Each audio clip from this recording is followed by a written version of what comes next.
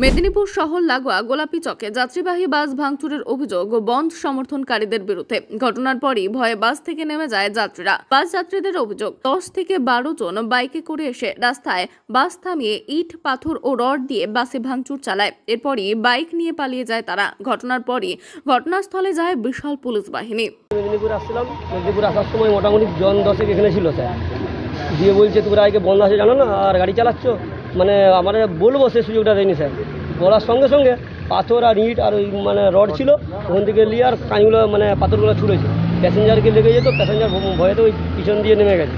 নামার সঙ্গে সঙ্গে ওরা ওখানে বাইক নিয়ে এটা দিয়ে ছুটে চলে গেছে। কী নাম তোমার? ওর নাম বাপ্পা মল্লিক। বলছি তোমার কোথাও লেগেছে?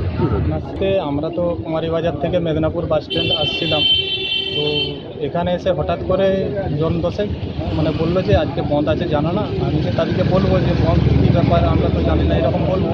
তো সেই সুযোগটা না দেওয়ার আগেই আরও 4-5 জন যে এখানে পাথর, ইট এবং রড নিয়ে কাঁচে মারলো।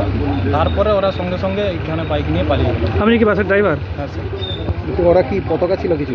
পতাকা এখানে গেড়েছিল, পাথর দিয়ে কোন রেখেছিল। দলের? কোন দলের? বিজেপি। কী নাম তোমার? আমার নাম ইঞ্জামুল মল্লিক। কেউ আহত হয়েছে বাসের যাত্রী? না, এখন পর্যন্ত কেউ আহত হয় না, সব ওই পিছন গেট দিয়ে নেমে গেছে। তোমার কোথায় লেগেছে? ইঞ্জামুল মল্লিক। তোমার কোথায় লেগেছে? আমার হাতটাই ইটটা যা মেরেছে। মেদিনীপুর থেকে শেখ ওয়ারশের রিপোর্ট, বিগ নিউজ।